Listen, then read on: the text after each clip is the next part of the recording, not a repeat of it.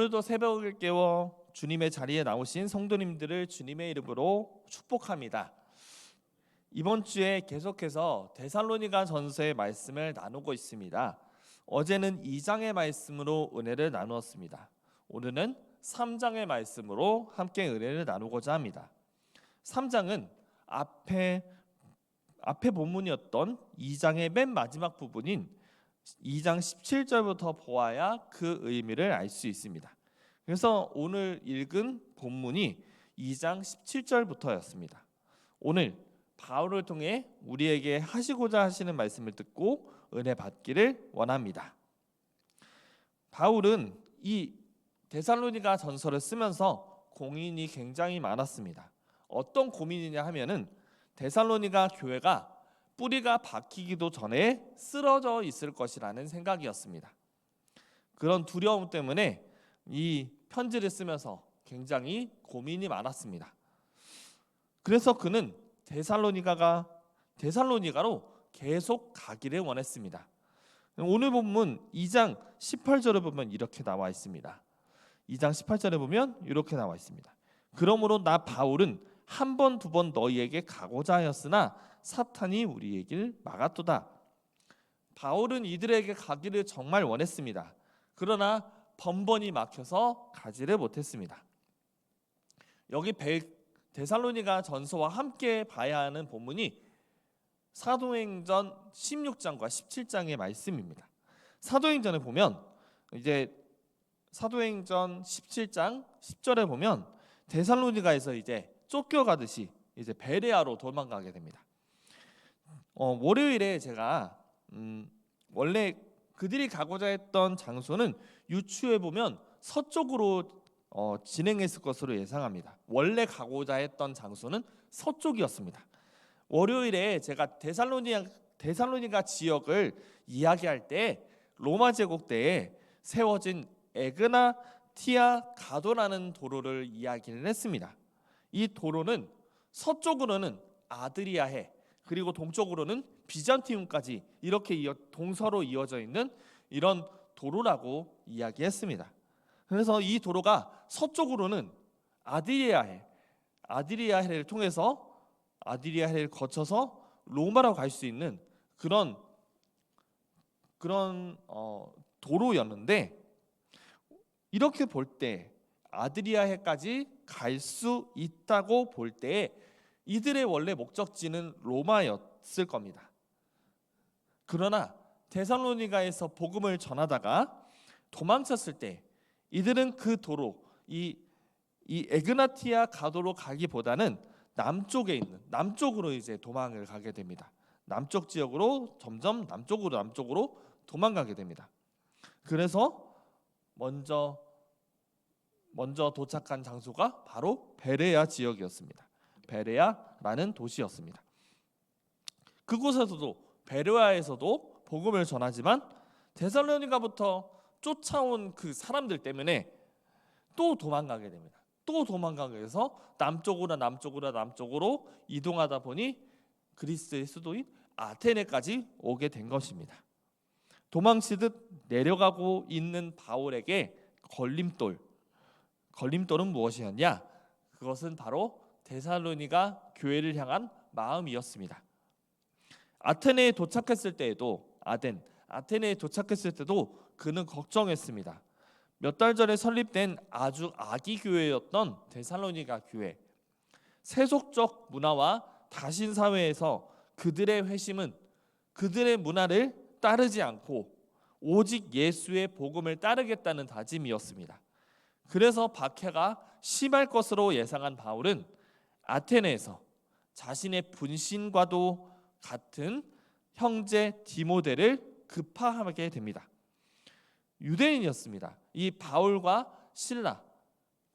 신라는 유대인이었습니다. 그래서 빌립보에서도 이 유대인들이 이들을 잡아가지고 감옥에 가둔 사건을 기억하실 겁니다. 그래서 바울과 신라가 가면 박해가 더 심해질 줄 알았던 이 바울은 아버지가 헬라인이었던 디모데를 보내어 덜 피해가 있도록 했습니다. 그리고 그 데살로니가 교회가 더 잘 살아있는지를 확인해 보기 위해 디모데를 데살로니가에 파견합니다. 바울의 간절한 마음이 오늘 본문 2절부터 5절까지 절절하게 나와 있습니다. 한번 읽어볼까요? 2절부터 5절까지요. 3장 2절부터 5절까지 함께 읽어보겠습니다. 시작. 우리 형제 곧 그리스도의 복음을 전하는 하나님의 일꾼인 디모데를 보내노니 이는 너희를 굳건하게 하고 너희 믿음에 대하여 위로함도 아무로 이 여러 환난 중에 흔들리지 않게 하려 함이라. 우리가 이것을 위하여 세움받은 줄 너희가 친히 알리라. 우리가 너희와 함께 있을 때에 장차 받을 환난을 너희에게 미리 말하였는데 과연 그렇게 된 것을 너희가 아느니라. 이러므로 나도 참다 못하여 너희 믿음을 알기 위하여 그를 보내었노니 이는 혹 시험하는 자가 너희를 시험하여 우리를 소를 헛되게 함이니. 아멘. 이렇게 바울의 간절한 마음이 이 본문에 고스란히 녹아져 있습니다. 바울은 이제 아테네에서 아레오바고 설교를 하게 됩니다. 그리스의 그 아테네에 있는 그 스토아파, 에피쿠로스 학파 그 사람들에게 아레오바고에서 설교를 합니다. 그리고 나서 아테네를 또 빠져나오게 됩니다. 아테네를 빠져나와 고린도로 향하게 됩니다. 그리고 고린도에서 이 편지를 쓰게 되죠. 고린도에서 안절부절하며 기다렸습니다. 데살로니가 교회의 소식을 빨리 받고 싶다는 그 바울의 마음이 전해졌는지 드디어 디모데가 고린도에 도착합니다. 바울은 데살로니가 교인들의 안부를 물어봅니다. 디모데야, 데살로니가 교회 교인들 잘 지내더냐? 그러니까 디모데가 기뻐하며 이야기합니다. 네, 바울 선생님, 데살로니가 교회에 가보니 교인들이 신앙을 잘 지키고 있었습니다. 박해를 받음에도 예수의 복음을 잃지 않고 열심히 살아가고 있습니다. 그리고 박해를 받고 떠난 우리를 위하여 계속해서 기도해주고 있었습니다. 정말 기뻐하지 않을 수 없었습니다. 라고 이렇게 보고를 하게 됩니다. 이 보고를 들은 바울은 정말 기뻐했습니다. 그래서 바울은 편지를 쓰게 되는데 바로 편지를 쓰게 되는데 이 편지 데살로니가 전서를 바로 쓰게 됩니다. 그것을 7절과 8절에서 그들에 대한 기쁨을 이렇게 표현하고 있습니다. 한번 7절과 8절 한번 읽어보겠습니다. 시작. 이러므로 형제들아 우리가 모든 궁핍과 환난 가운데서 너희의 믿음으로 말미암아 너희에게 위로를 받아노라. 그러므로 너희가 주 안에서 굳게 선즉 우리가 이제는 살리라. 디모데의 보고를 듣고 위로를 얻었다고 합니다. 바울이 걱정했던 믿음이 약한 모습이 아니라 박해에도 굳건한 믿음이 있음을 보고 디모데가 보고 감격하여 바울에게 보고한 것이죠. 그래서 이제 그들은 살겠다라고 이렇게 표현하고 있습니다. 그래서 이제는 감사에 감사를 더하면서 기쁨에 충만한 이야기를 9절에서 이야기합니다. 9절에서 이렇게 이야기합니다. 우리가 우리 하나님 앞에서 너희로 말미암아 모든 기쁨으로 기뻐하니 너희를 위하여 능히 어떠한 감사로 하나님께 보답할까? 하나님께 감사하고 또 감사하고 있습니다. 마치 자녀가 잘된 소식을 기뻐하는 부모처럼 바울의 마음에는 성도들의 신앙이 굳게 서 있는 모습을 보며 기뻐하고 있습니다. 그래서 그는 더 보고 싶었습니다. 더욱더 보고 싶은 마음이 간절해졌습니다. 그래서 그 기도로 그 기원을 이야기합니다. 11절부터 13절까지의 말씀을 한번 읽어보겠습니다. 11절부터 13절까지 시작. 하나님 우리 아버지와 우리 주 예수는 우리 길을 너희에게로 갈 수 있게 하시오며 또 주께서 우리를 너희가 사랑함과 같이 너희도 피차간과 모든 사람에 대한 사랑이 더욱 많아 넘치게 하사 너희 마음을 굳건하게 하시고 우리 주 예수께서 그의 모든 성도와 함께 강림하실 때에 하나님 우리 아버지 앞에서 거룩함에 흠이 없게 하시기를 원하노라. 이 기도는 세 가지의 기원으로 이루어집니다. 첫 번째는 하나님과 예수님이 바울을 데살로니가로 직행하시게 하실 것의 기도를 반복합니다. 다시 하나님과 예수님이 바울을 데살로니가로 직행하게 하실 것의 기도를 반복합니다. 그리고 둘째로 주님께서 데살로니가 성도들의 서로를 향한 모두에 대한 사랑을 더욱 많이 넘치게 할 것임을 기도합니다. 마지막으로 데살로니가 사람들이 더욱 굳게 설 것을 기도합니다. 이 기도는 바울이 데살로니가를 향한 하나님의 향한 사랑으로 가득 담겨져 있습니다. 그러나 그가 캐치한 것이 하나 있습니다. 조금 부족한 것이 하나 있음을 발견하게 됩니다. 이것은 1장 3절에서 믿음의 역사, 사랑의 수고, 소망의 인내를 가지고 있었다고 이야기했지만 오늘 본문 3장 6절에서 디모데가 보고를 했을 때 믿음의 사랑과 사랑의 기쁜 소식만 있고 소망이 식었다고, 소망의 보고가 없었습니다. 소망이 식었다는 사실이죠. 그 소망은 무엇일까요? 그 소망은 바로 예수 그리스도의 재림에 대한 소망이 식었다는 소리가 됩니다. 그리고 그것을 10절에서는 오늘 보면 3장 10절에서는 이렇게 기록하고 있습니다. 주야로 심히 간구함은 너희를 보고 너희 믿음이 부족한 것을 보충하게 하려 함이라 라고 하면서 이 소망의 복음을 다시 전해 주어야겠다고 이야기를 합니다.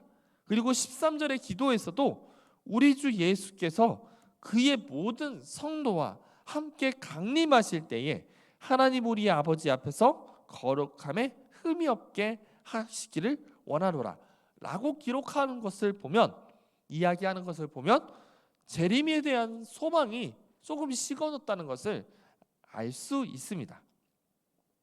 우리는 이 2차 독자이기 때문에 미리 알고 있습니다. 이미 알고 있습니다. 이 내용은 4장과 5장에서 기록되고 있는 중요 내용인 예수님의 재림에 대한 주제의 프롤로그입니다. 재림에 대한 소망이 조금 달라졌기 때문에 바울은 수정해 주어야 할 책임감을 느꼈습니다. 그래서 다시 만날 날을 기대하며 이 편지를 쓴 것입니다. 바울 일행은 데살로니가 교회에 있는 유대인들 그리고 데살로니가 사람들에게 예수의 복음을 전했습니다. 예수의 복음을 믿은 그들은 하나님의 사람으로 자라가기 시작하였고, 그들은 그 바울 일행은 부모님의 마음으로 때로는 엄하게도 하기도 하고 때로는 어머니처럼 보살피기도 하면서 이 교회를 성장시켰습니다. 그러나 외부의 반대로 인해 그들을 떠나게 되었습니다. 안타까운 마음, 자녀를 떠나보내는 부모의 심정이 그대로 바울에게 흘러나옵니다. 마치 남자친구들이 병역을 이행하러 훈련소에 입소하는 아들을 바라보는 부모님의 마음이 데살로니가 교회를 바라보는 마음과 같다고 할 수 있겠죠. 이제 훈련을 하며 어려운 일들을 당하며 아파하고 힘들어할 것을 아는 부모님의 애타는 심정을 오늘 이 바울에게서도 느낄 수 있습니다. 그런 바울의 마음을 기쁘게 하는 것이 정말 잘 지내고 있다라는 이야기 아니겠습니까? 그만큼 이 바울 일행의 마음이 부모님의 마음과 같습니다. 또한 자녀가 부족한 것이 있는 것을 알았을 때 잘못된 것을 바로 알려주려고 하는 것이 부모님의 마음 아니겠습니까? 바울의 마음, 이 부모님과 같은 이 마음이 저와 여러분에도 있기를 간절히 소망합니다. 특히 저와 같은 목회자, 그리고 중요한 일을 맡고 있는 부장님들과 회장님들, 그리고 목장을 책임지고 있는 목자님들이 이 마음이 있어야 할 줄을 믿습니다. 성도들, 목장원들이 믿음에 바로 설 수 있도록 부모님처럼 엄할 때는 엄하게, 부드러울 때는 부드럽게 이해하면서 사랑의 마음으로 사랑하는 리더가 되어야 할 줄 믿습니다. 또 부족한 것이 있다면 채워줄 줄 알며 잘못된 것이 있으면 바로 잡아줄 줄 아는 목회자와 리더들이 되어야 할 것입니다. 이 마음은 더 나아가서 우리의 모두에게 해당이 됩니다. 왜냐하면 우리 모두는 누군가에게 영적 부모가 될 수 있기 때문입니다. 자신의 배우자, 그리고 자녀, 손주에게, 교회의 새가족에게, 직장 동료에게 그렇습니다. 믿음이 흔들리지 않도록 기도하며 지켜보며 격려할 수 있는 사람이 바로 저와 여러분입니다. 여러분들도 부모님과 같은 마음으로 자신의 가정과 새가족, 그리고 직장 동료에게 기도하며 격려하는 사람이 되시기를 소망합니다. 말씀을 정리하겠습니다. 오늘 데살로니가 전서 3장을 통해서 부모님과 같은 마음으로 데살로니가 교회를 키웠고 올바르게 자란 데살로니가 교회의 소식을 들으면서 자식이 잘 되었을 때 기뻐하는 부모님의 마음처럼 기뻐하는 바울 일행의 모습을 이 편지를 통해 느낄 수 있었습니다. 사랑하는 여러분, 여러분의 가정을 예수님의 마음으로 사랑합시다. 그리고 특히 리더분들, 성도, 목장원들을 사랑하는 부모님의 마음이 있기를 소망합니다. 영적인 부모가 되신 여러분, 엇나갈 때는 엄하게, 힘들거나 우울할 때는 힘을 주면서 위로하면서 기뻐할 때 같이 기뻐하고 슬플 때 같이 울어주는 우리 모두가 되어야 할 줄 믿습니다. 잘하는 모습을 기뻐하는 부모님의 마음처럼 내 이웃을, 성도들을 사랑하며 섬기는 우리 모두가 되기를 간절히 소망합니다. 아멘. 함께 기도하겠습니다.